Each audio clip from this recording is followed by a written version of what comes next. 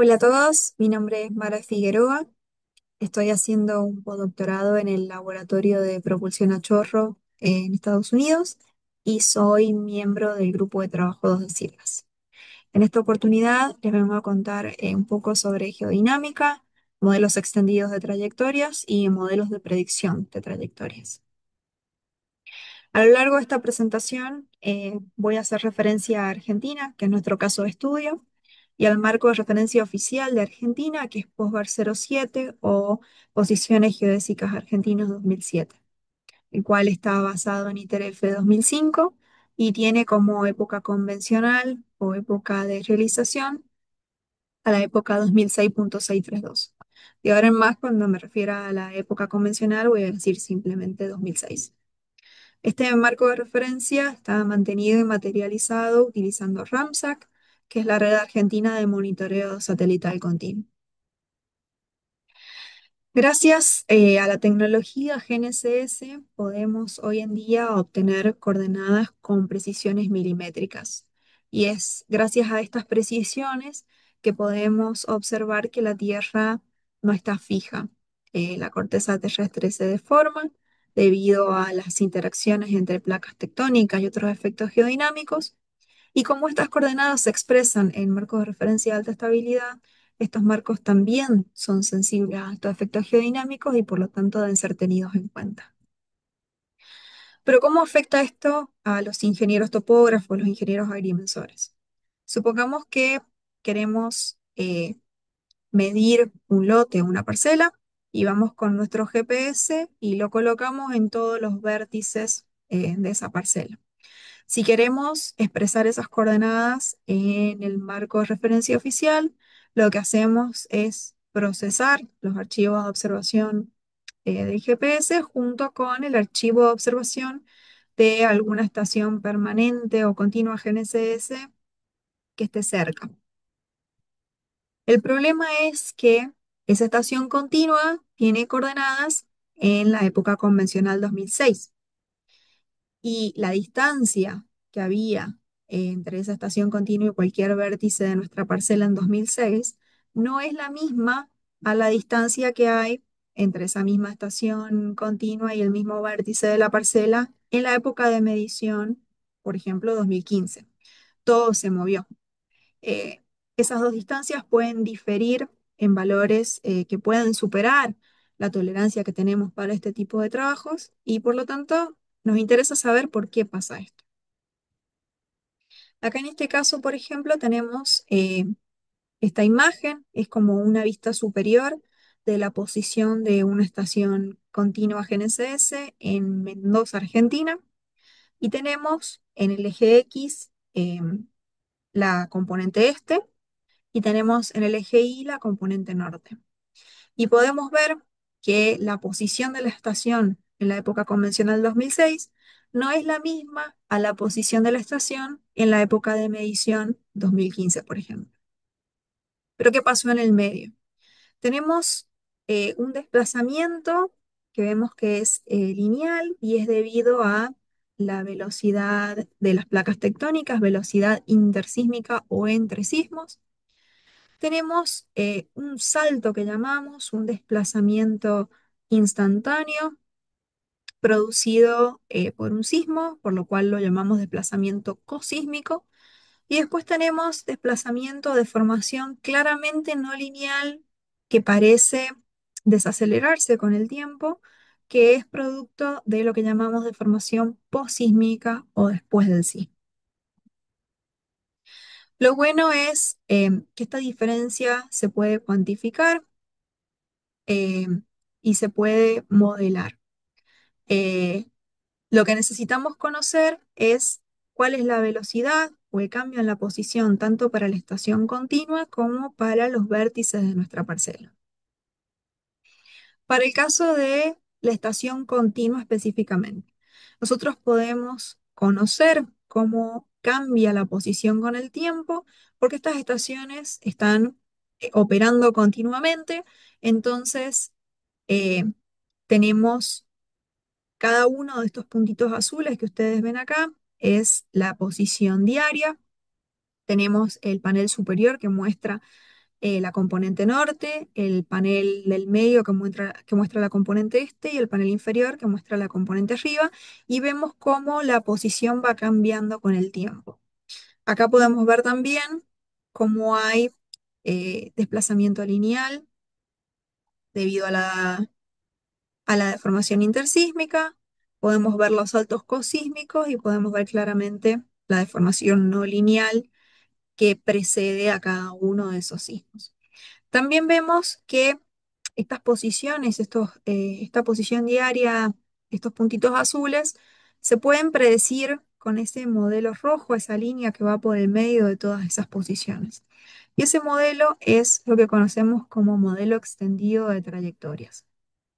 Esta metodología nos permite modelar estas componentes geodinámicas que vemos en la serie de tiempo y tiene la ventaja de que nos permite predecir la posición de una estación GNSS por más tiempo o incluso en momentos en donde la estación no estuvo funcionando.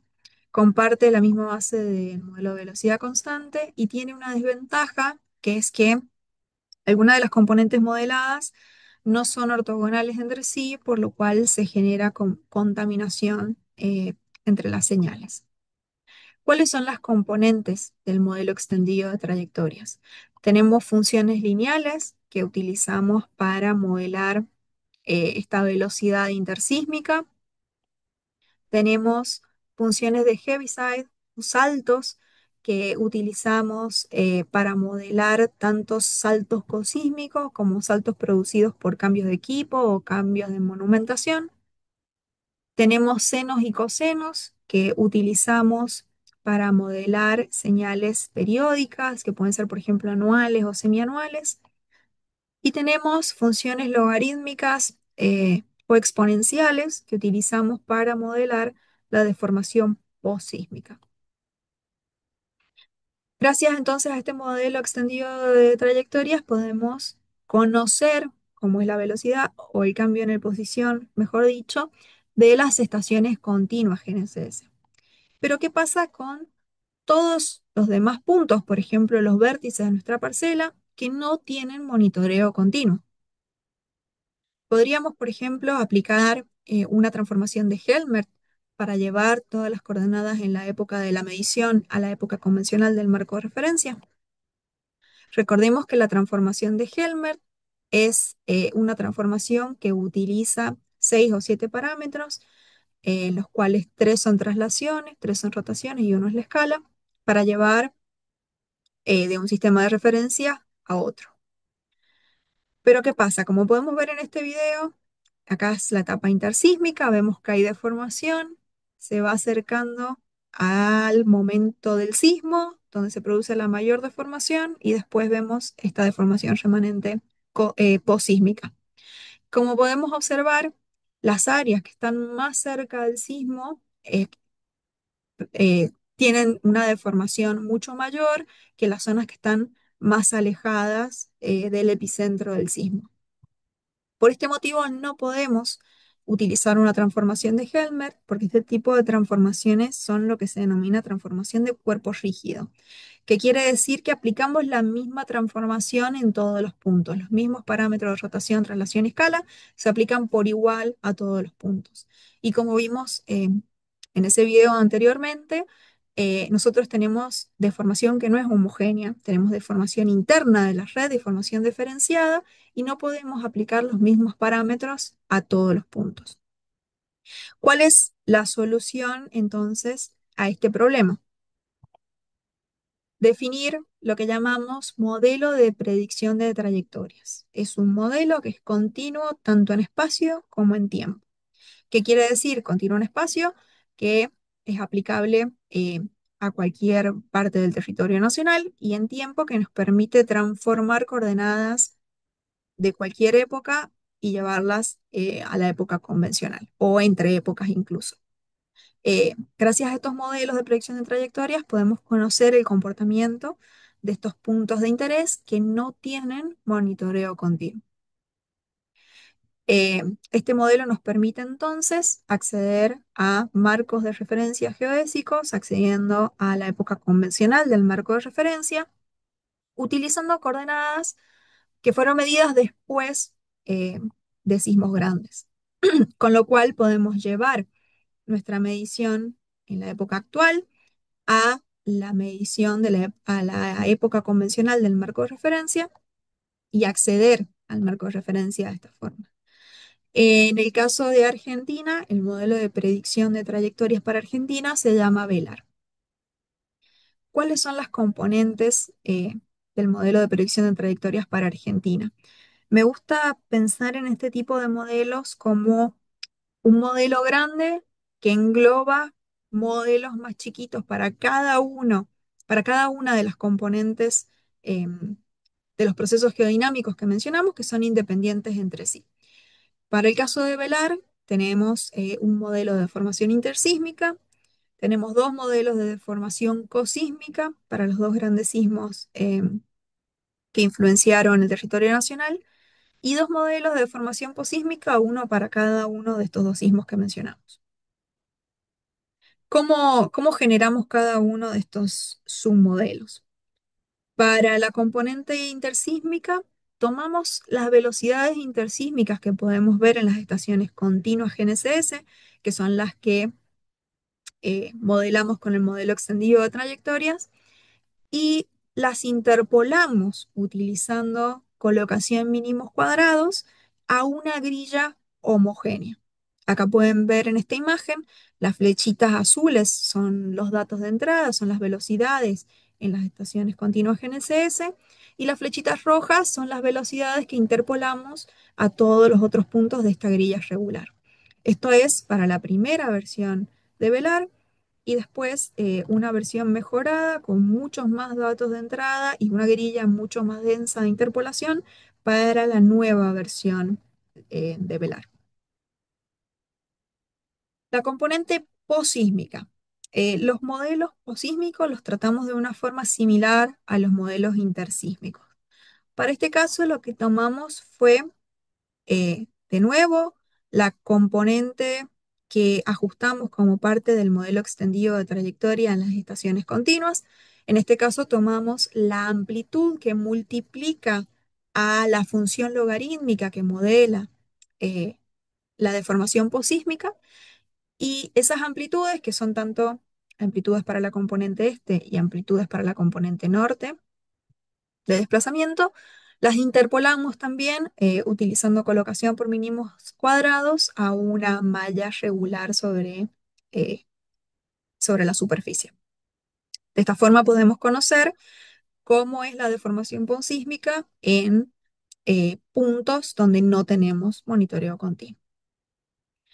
En el caso de la componente cosísmica, la primera versión de Velar tenía incorporado un modelo cosísmico para el sismo de Maule de 2010, hecho con elementos finitos. Y para la nueva versión de Velar desarrollamos una nueva metodología para producir modelos cosísmicos, y regeneramos con esta nueva metodología el modelo para el sismo de Maule de 2010, y además incorporamos un modelo del sismo de Illapel de 2015 que no estaba en la primera versión de Velar. Ambos sismos son sismos que tuvieron su epicentro en Chile, pero generaron deformación visible en Argentina. Acá podemos ver eh, en estos dos paneles los modelos de deformación cosísmica para el sismo de Maule en 2010 a la izquierda y para el sismo de Illapel en 2015 a la derecha. En azul, esta línea de trazos azul, en cada caso están marcando lo que es la zona de ruptura de cada sismo en Chile. Las flechitas muestran la dirección del campo de deformación debido a estos sismos, y las curvas de nivel blancas y eh, el mapa de color en rojo muestran la magnitud de la deformación debido a estos sismos. ¿Cómo evaluamos la capacidad de predicción de estos modelos cosísmicos? Tomamos los saltos cosísmicos que observamos en la serie de tiempo de estaciones continuas GNSS y el salto cosísmico que podemos predecir con nuestro modelo, y los comparamos. Obtenemos la diferencia de esos dos saltos y esas diferencias le llamamos los residuos. Acá en este caso tenemos los residuos de evaluar los saltos en las estaciones continuas GNSS y podemos ver, por ejemplo, en el panel A que tenemos una especie de tiro al blanco que muestra los residuos para las componentes planimétricas norte y este y los paneles C y D que muestran los histogramas de los residuos de esas dos mismas componentes. Podemos ver que todos los residuos están por debajo de los 2 centímetros, con el 90% de los residuos para ambas componentes por debajo de los 5 milímetros. En el panel B vemos el residuo en la componente altura con respecto a la magnitud del salto observado en esa componente. Vemos que hay una correlación. Quiere decir que tenemos residuos más grandes para saltos más grandes. Y en el panel E vemos un histograma de estos residuos donde también la mayor parte de los residuos se encuentran por debajo de los 5 milímetros. También evaluamos la capacidad de predicción del modelo cosísmico de IAPEL en este caso, en lo que llamamos estaciones de campaña. Las estaciones de campaña son estaciones GNSS que no tienen monitoreo continuo, pero que son remedidas cada cierto tiempo. De nuevo, los residuos para las componentes planimétricas este y norte se encuentran siempre por debajo de los 2 centímetros, con la mayoría de los residuos, como se pueden ver en los histogramas, los paneles B y C, por debajo de los 5 milímetros. También hicimos una comparación respecto del salto que podemos observar con la técnica geodésica INSAR respecto del salto que nosotros predecimos con el modelo. Y vemos de nuevo que la gran mayoría de todos los residuos para esta técnica se encuentran por debajo de los 5 centímetros. También comparamos el nuevo modelo cosísmico para el sismo de Maule en la nueva versión de VELAR respecto del modelo que teníamos eh, hecho con elementos finitos en la primera versión de VELAR. En esta imagen que están viendo acá se puede ver una línea roja que está mostrando el caso en el que tanto el modelo original que está en el eje vertical como el modelo nuevo que está en el eje horizontal predicen igual de bien el salto cosísmico. Todos los puntitos y los puntitos son los saltos en estaciones continuas GNSS y los triangulitos son los saltos en estaciones de campaña GNSS, que están por encima de esta línea roja, significa que los saltos eh, se pueden predecir mejor con el modelo nuevo respecto del modelo anterior, para el mismo sismo, el sismo de Maule. Esta herramienta Velar se encuentra disponible en la página web del Instituto Geográfico Nacional de Argentina. Se puede descargar para usarla en las computadoras o se puede utilizar la calculadora online para llevar coordenadas a cualquier época. Y esta calculadora también se utiliza para otros servicios, como es el servicio de PPPAR. Las coordenadas que se reportan como parte del informe PPP en el marco de referencia oficial de Argentina eh, han sido calculadas utilizando la calculadora Velar. Conclusiones entonces. Los modelos extendidos de trayectorias permiten modelar con más precisión el comportamiento de la serie de tiempo de estaciones continuas GNSS. Estos modelos extendidos de trayectoria se pueden extender para producir un modelo de predicción de trayectorias. VELAR, que es el modelo de predicción de trayectorias para Argentina, permite acceder al marco de referencia oficial de Argentina utilizando coordenadas después de sismos grandes con un error menor a 3 centímetros para el 91% de casos observados. Bueno, en esta oportunidad presentamos la nueva versión de VELAR que incorpora también el sismo de Illapel. Eso es todo, muchas gracias. Acá está mi contacto por si quieren escribirme. Acá están las dos referencias de los estudios donde presentamos VELAR y estoy a disposición si tienen alguna consulta. Muchas gracias.